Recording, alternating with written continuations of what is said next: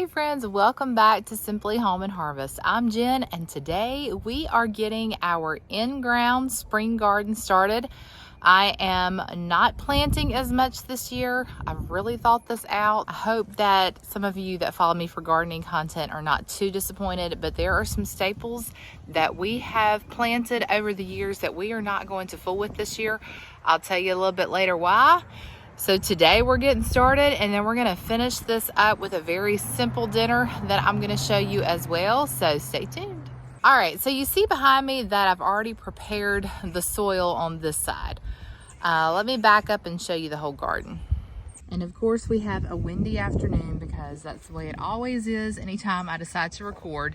I did not bring my mic out today, so hopefully you'll be able to hear me as I talk through this part of the video. I've already got my water out here. We don't have a drip installed in our garden, so we do pull the hose from the house, but thankfully the hose is long enough, plus we're not too far away from the water source. But I wanted you to see this. The door is open. Our chickens are over there in the background.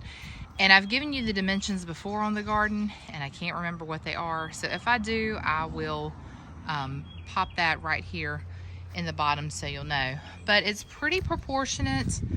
It is a little bit more, it is a little wider on this side, so I have more space over here than I do over here.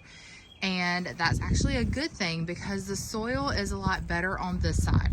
It's richer. This was actually the original garden, and then we added on this space, and then we fenced it all in a few years back. But this soil has just had more time to get nutrient rich. We do add black cow to it just about every year. I'm not gonna add black cow today because as I was preparing the ground and digging the holes for the tomato plants, I noticed that we still had quite a bit of that, and then we've composted over the year. We have chickens, so we let them get in here and scratch and fertilize for us. But in this space, like on this side this year, this is where I'm going to be the most active. I am going to plant tomato plants. I'm going to actually sow some lettuce, some two different varieties of lettuce right here in front of our tomatoes, and then we're going to do beans back here and possibly cucumbers, and then I think that's going to be it for this garden space. Now, we're going to do the tomatoes and the lettuce today. That's all we're going to concentrate on. But over on this side, you'll see that it looks quite a mess. And that is because we had a friend that brought us some dirt, and Tim and Alex just kind of wheelbarrowed it down here and shoveled it into the garden. We have not spread it yet. We have not tilled on this side, but you can see probably that we have quite a bit of a slope that starts over in this corner and continues down to the edge of the garden there. And we actually lost even more of the soil, just erosion and all the things this year. In fact, it left a big hole right here in the fencing. So Tim and Alex tried to fill that hole. They added some dirt over there, and I don't know what else we're gonna have to do. Maybe rock, maybe just like secure that back down. But we haven't gotten that far because what we had thought about doing is just going ahead and putting in raised beds on this side. Since this was really the side that we didn't get, if I compare the two sides, I would say things grow better on the side that I just showed you than this side. And I think it was because we had so much washout. The soil's just not as nutrient rich, even though we have, you know, added compost, added black cow, added manure over the years. And well, over the years I say, but it's only been in ground for about 4 years, I think, at this point. So we thought we might just level it off and then add raised beds over here. So we would have half of a raised bed garden, and then the other half would be in ground. And I really like that idea. Actually, the older I get, the more I like the idea of doing all raised beds, and maybe we'll get to that point. And I really don't know if the raised beds are going to happen this year. So the plan is to probably go ahead and spread this dirt out, maybe add more, level it off, till it maybe. And if we don't do raised beds this year, I may just use this area for flowers. So that's the plan right now, but we are not going to plant our usual potatoes this year. If you've been with me the last couple of years, you know that we have, like, you see this dirt right here? This is where the garden starts out. We had that red clay dirt here in the southern part of Virginia, and it is absolutely awful. So to get our dirt looking like this, you know, this is years and years of work that has gone into getting this rich, just loose soil. And we do have to constantly work it. It doesn't come easy here, but it does look a whole lot better on this side. So we had tried growing potatoes. We've had success, but last year I did some grow bags, and then I did in-ground potatoes also, and we just did not have a successful year. We've also done sweet potatoes, but they just take up so much space. So we're gonna keep it minimal just because things are changing around here and our schedules are different, and it's just gonna be better for us if we keep things a little bit smaller. So that being said, you guys, I don't know if you remember that we started a whole bunch of seeds a few weeks back, and I did give you an update and tell you that we had something happen with the soil and I lost every one of those little seedlings. So I did go to our local nursery and pick up some tomato plants, and they've been growing like crazy. And so I knew I had to hurry up and get them in the ground. I don't normally get them in the ground this early. I typically wait till after the 1st of May. Today is only April the 14th, but we're gonna go for it. Our forecast doesn't look like we have any more freezing weather, and so that is good news, and I think we'll be okay going forward. But I do have Better Boy, beefsteak, and German Johnson tomatoes this year. So I've got 12 holes dug. We're gonna get those in the ground. And then here's my little trick. You're gonna see me, because I'm just gonna let the camera roll. You're gonna see me add a tum to each hole. Now, the reason that I do this, so let me tell you about this tums trick. So several years back, we had a problem with bottom blossom rot, and a family member and I were researching it one day, and he was like, well, you can use, you know, eggshells, just crush up eggshells. This was before we had chickens. Crush up eggshells, you can add that to the soil around it, or you can dissolve tums and you could pour tums in there, you know, around your tomato plants.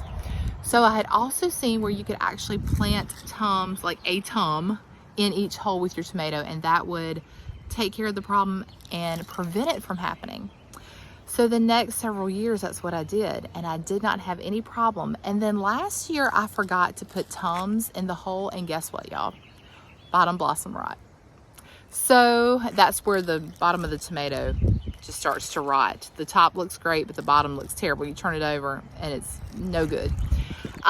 A lot of things can cause that. One thing that can cause it, of course, is a lack of calcium, which is what these will provide for it. But, you know, we're going to keep our fingers crossed, because, you know, life might have it that I put these in all the holes and we end up with it anyway. And that might be, you know, due to soil. It could be due to too much rain, just so many factors. We are moving the tomatoes this year up on this side. I just want to do a little bit of a crop rotation. Normally they are further down, or they've been on the opposite side before, but I don't think they've been over in this corner. So hopefully, this is where my potatoes normally go, or lettuce. So hopefully things will work out, but I'm just trying to take a relaxed approach to gardening this year. Try to enjoy it. Sometimes it gets overwhelming, especially in the heat of the summer when the weeds are coming in, but so is the scorching heat, and it's just hard to keep up. And I don't want to do that to myself this year. You know, I want to be able to enjoy it. And we've got, like I said, our schedules are changing. We've got lots of other projects. The kids are getting older. We're traveling more. We were taking on more responsibility at our church. A lot is going on, and so we're going to try to be kind to ourselves. Plus, Tim and I really have started to travel some on the weekends, like do little day trips. We love going to these little vintage antique places, and I'm really enjoying that, especially with the kids older, like I said, working jobs and all the things. You know, they don't always want to go with us, and so that leaves our weekends open if we're not having to constantly do chores and yard work.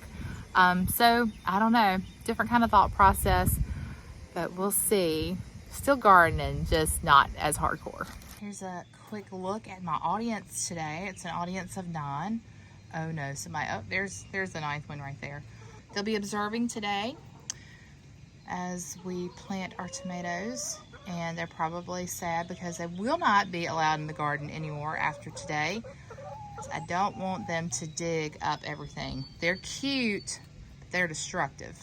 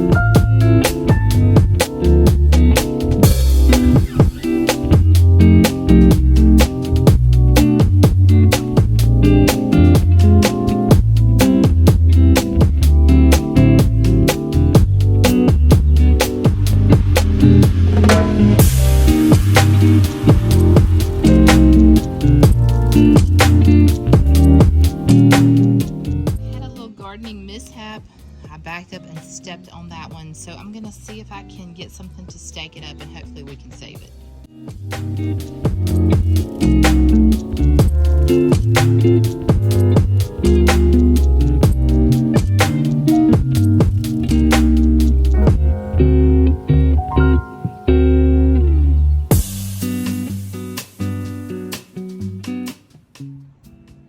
I think it'll be okay. I hope so, but that happens sometimes. Part of the gardening life. All right, here's a look at everybody planted, watered in, got those seeds in, and I had about a half a packet of one of them. I probably could have been a little bit more conservative with them, but I don't know. I was just ready to get it done.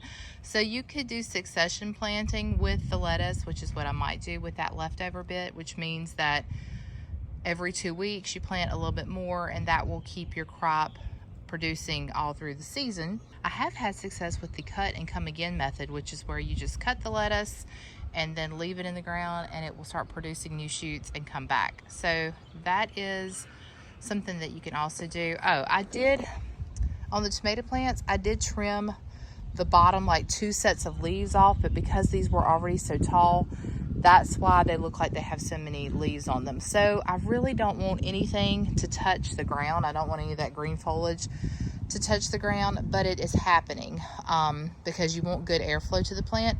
So I'm not going to do anything with them, but as these grow and produce, we might have to remove another leaf or two so that we don't get disease, because that's important as well.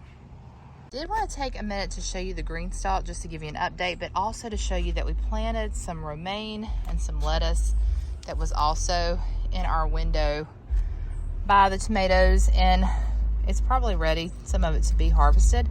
I don't know what it will do.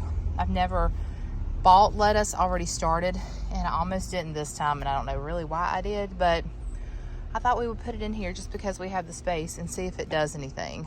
But we've got the black seeded Simpson and the romaine, which is exactly what we planted in the garden. So we'll see what happens, but take a look at our strawberries. They are looking wonderful. You can see the little strawberries already forming just about on every plant.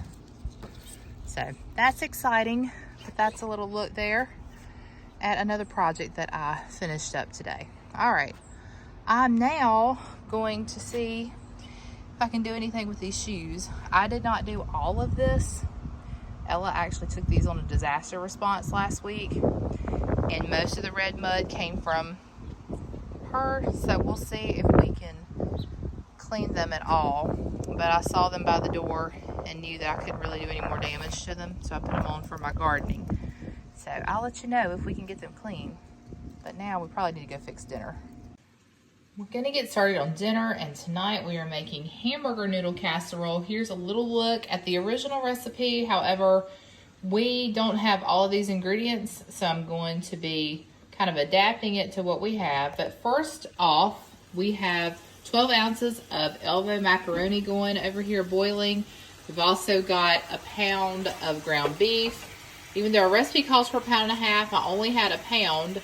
So we're just going to reduce our ingredients a little bit, and I think we'll be fine. Probably just be one night's worth of dinner for us. So we are back to a family of 4 this week. But I will go ahead and get this meat cooked and the macaroni, and then I'll bring you back.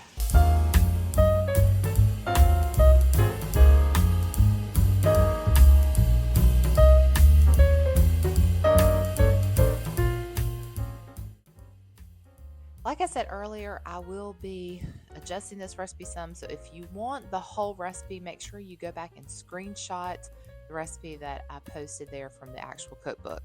But what you will need is a can of corn that you've drained, a can of cream of chicken soup. You could also add a can of cream of mushroom soup, or you could do 2 of the cream of chickens.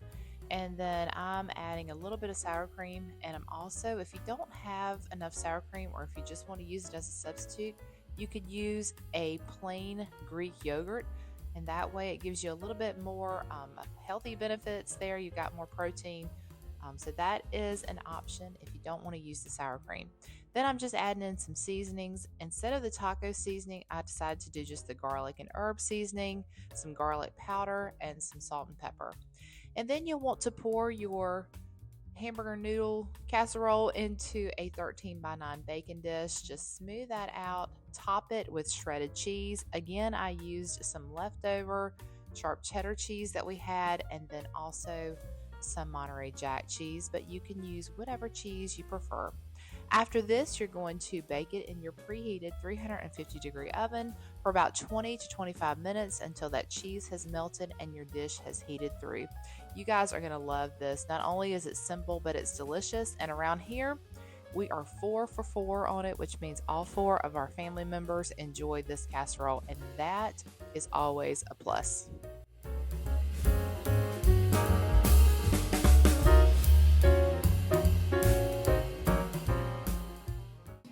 Dinner is just about ready. I really wanted to add a salad to tonight's dinner, but when I pulled the lettuce out, it was no good. So we've got green beans that we're gonna add, and then I did throw some tater tots in the air fryer just to have something else to fill these hungry bellies. So that's our simple supper tonight. I do have to go to the grocery store tomorrow, so you know that night before you go to the grocery store, you just find whatever you can to make things work, and that's exactly what we have done. So if you want that recipe, go back and screenshot it, or if you're watching it on your TV, take a picture of it with your phone so that you can have the original recipe, because mine is so modified that you might want to make it like the book recommends making it. All right, well, I'm going to pull the rest of this dinner together, and we're going to enjoy dinner as a family tonight. So until next time, remember to live simply, use what you have, enjoy the moments you've been given, and I will see you all in the next one.